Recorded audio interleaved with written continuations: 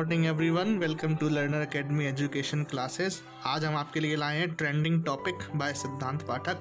आज का तड़कता भड़कता टॉपिक हम पूछना चाहते हैं शक्तिकांत जी से। आप आरबीआई के गवर्नर हैं कि आरबीआई अनलिमिटेड नोट्स क्यों प्रिंट नहीं कर सकती। Nation wants to know why RBI can't print unlimited notes. Shaktikanta ji, आप बताइए हमें कि आरबीआई जो भारत में पैसा छापती है वो अनलिमिटेड पैसा क्यों नहीं छापती। आप इतने सारे स्टेप्स लेते हैं, क्वारंटाइन का समय चल रहा है, लोगों को पैसे की ज़्यादा ज़रूरत है, आप क्यों नहीं छाप देते बहुत सारे पैसे। क्वारंटीन में हम सब परेशान हैं, इस परेशानी के समय में लोगों को पैसों की बहुत ज़रूरत है। आप अलग अलग स्टेप्स लेते हैं, इतने सारे स्टेप्स लिए हैं आपने। रेपो रेट कम की हैं, ज़्यादा की हैं, रिवर्स रेपो रेट को भी देखा है, कैश रिजर्व रेशियो को भी आप जांच रहे हैं, गवर्नमेंट के साथ आप काम कर रहे हैं। तो सवाल यही उठता है कि अनलिमिटेड अमाउंट ऑफ नोट्स क्यों नहीं छाप दिए जाते। 15-15 लाख रुपए हमारे अकाउंट में क्यों नहीं आ सकते। ये सब ठीक है, बाकी सारी चीज़ें बहुत अच्छी हैं, reverse repo rate, bank rate, cash reserve ratio, SLR सब अच्छा है, लेकिन हमें 15 लाख चाहिए, हमें नोट चाहिए हाथ में। नेताओं को वोट चाहिए, लोगों को नोट चाहिए। नोट छापिए आप। तो आरबीआई नोट नहीं छापती क्यों, मैं ये बताता हूँ शक्तिकांत जी की साइड से, जो आरबीआई के गवर्नर हैं। शक्तिकांत जी की तरफ से मैं आपको बताऊँगा कि RBI unlimited amount of notes print नहीं कर सकती, मजबूरी है उनकी। तो इसको समझते हैं कंसेप्ट को कि भारत में या किसी भी देश में अनलिमिटेड अमाउंट ऑफ मनी क्यों प्रिंट नहीं किया जा सकता, अनियमित रूप से अनगिनत पैसा नहीं छापा जा सकता।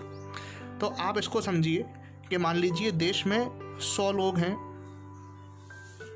या 10 लोग हैं। 10 लोग में 1000 रुपये उनके पास हैं और हमारे पास चावल है 100 किलो। एक पर्सन के पास 100 रुपये हैं। तो क्या होगा कि जो राइस की वैल्यू है वो 1 केजी राइस की वैल्यू 10 रुपये हो जाएगी।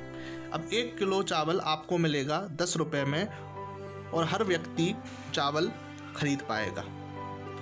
यानी कि हमारे पास पैसे हैं और पैसे से हम किसी वस्तु को खरीद रहे हैं। तो पैसे की वैल्यू तभी होगी जब हम कुछ खरीदेंगे। अब मान लीजिए कि मैंने 1000 रुपये और नोट छाप दिए, हमने 1000 रुपये और छाप दिए। अब हमारे पास टोटल कितने हो गए, 2000 रुपये। जबकि चावल हमारे पास कितना है, 100 किलो है। देश में चावल 100 किलो है, लोग 10 हैं, पैसे हमने डबल कर दिए। अब हर किसी के पास 200 रुपये हो गए, लेकिन चावल उतना ही है खरीदने के लिए।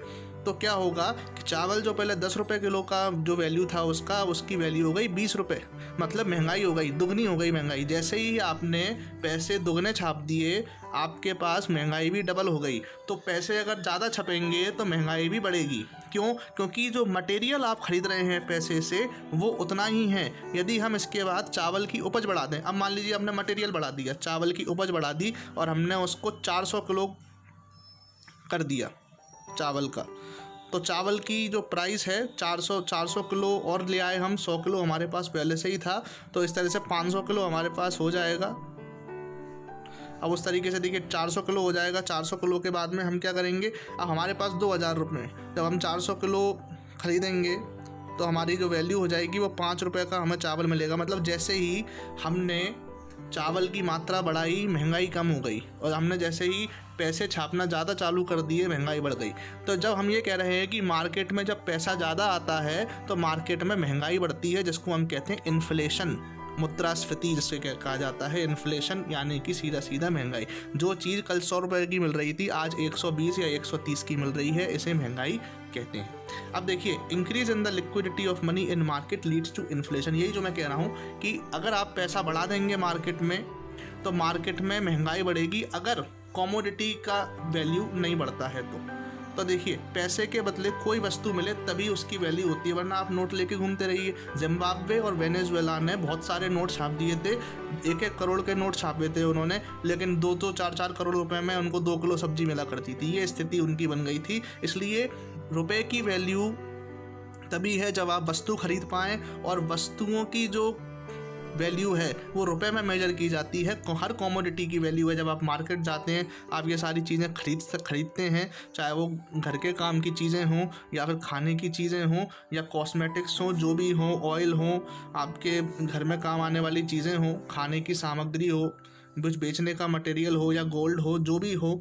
हर चीज़ की वैल्यू रुपये में मेजर की जाती है। और रुपए की वैल्यू तभी होती है जब उसके बदले कुछ खरीदा जा सके। ऐसे में sum total of value of all the commodities, इन सब का जोड़ मिला के inside the territory of India, Bharat के अंदर, भारत की टेरिटरी के अंदर, उसे हम GDP, ग्रॉस डोमेस्टिक प्रोडक्ट कहते हैं। तो ग्रॉस डोमेस्टिक प्रोडक्ट वो है कि आपके यहाँ कितना मटेरियल है, कितना माल आप प्रोड्यूस कर पा रहे हैं, खेती में कितनी उपज आपकी है, इंडस्ट्री कितनी सारी इक्विपमेंट्स आपके बना रही हैं, आपके यहाँ सर्विसेज कितनी ज़्यादा प्रोवाइड की जा रही हैं, आपके यहाँ एक्सपोर्ट कितना है, इंपोर्ट कितना है, ये सब GDP में कंट्रीब्यूट होता है। अब हमें जैसा कि पता है कि RBI ही छापता है नोट और RBI ही हमारी मॉनेटरी पॉलिसी को, मार्केट में कितना पैसा जाएगा, कितना आएगा, बैंक्स के पास कितना पैसा होगा, सब कुछ RBI ही कंट्रोल करता है। इसलिए हम RBI के बारे में थोड़ा जान लेते हैं। RBI का गठन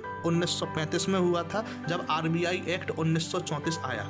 RBI एक्ट 1934 के बेसिस पे जो वर्किंग स्टार्ट हुई थी RBI की, वो 1935 में हुई थी। तो क्वेश्चन अगर आए कि RBI वॉज एस्टेब्लिश्ड इन, तो आंसर है 1935, लेकिन एक्ट है 1934 का।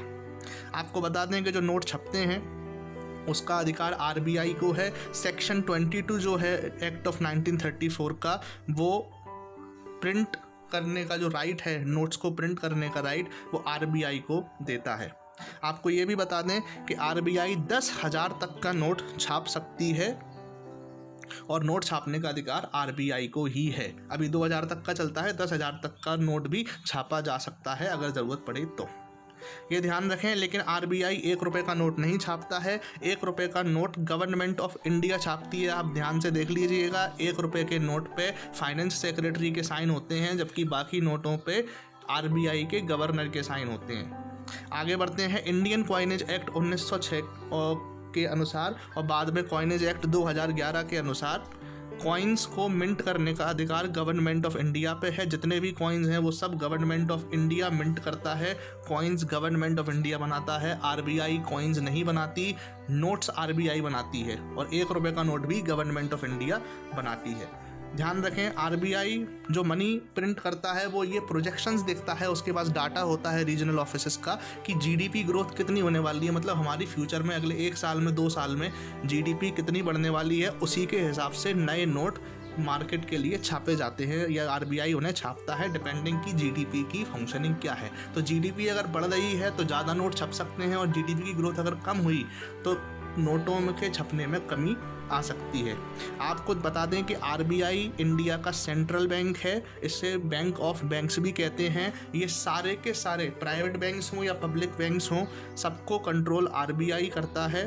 और RBI के 4 प्रिंटिंग स्टेशन हैं, जो नोट छपते हैं वो 4 जगह छपते हैं। नासिक महाराष्ट्र में, देवास मध्य प्रदेश में, मैसूर कर्नाटक में और सल्बोनी पश्चिम बंगाल में।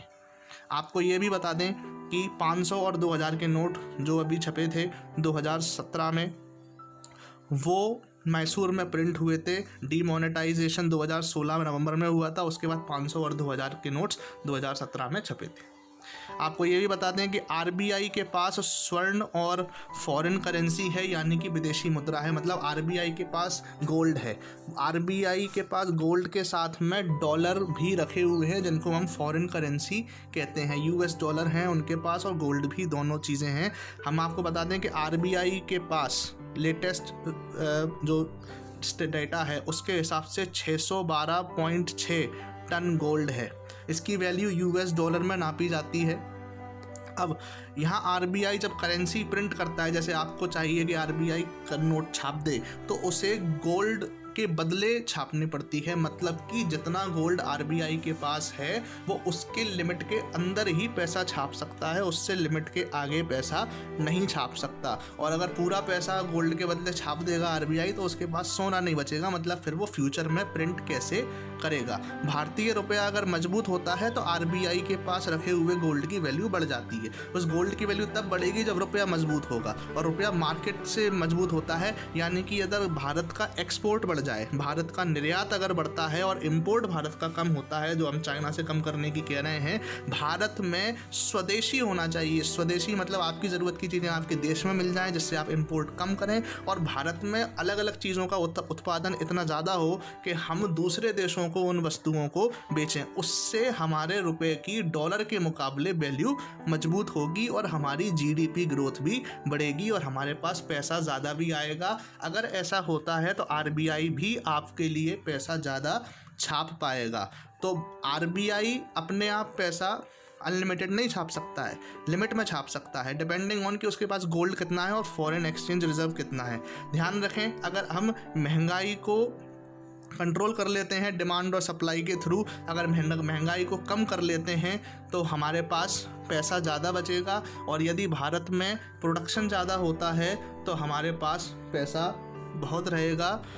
Production, agricultural production, industrial production और सर्विसेज में बढ़ोतरी। हमारे पास इंफ्रास्ट्रक्चर होना चाहिए जिससे रुपया मजबूत हो। रुपया मजबूत होता है तो फ़ायदा जनमानस का या लोगों का, सिटीजन्स का ही होगा। सॉल्यूशन है प्रोडक्शन बढ़ाने का। प्रोडक्शन बढ़ाइए, लोगों को एजुकेट कीजिए, लोगों को हम एजुकेट करने के बाद उनको बेरोज़गार ना छोड़ें, हम एम्प्लॉयमेंट दिलाएं। एम्प्लॉयमेंट से वो पैसा कमाएंगे, पैसा मार्केट में जाएगा, मार्केट में पैसा फ्लो होगा तो सिस्टम बना रहेगा, फाइनेंशियल स्टेबिलिटी भारत में रहेगी। सॉल्यूशन है मोर प्रोडक्शन, मोर एम्प्लॉयमेंट, उसी से पैसा बढ़ेगा। आपको वीडियो देखने के लिए धन्यवाद।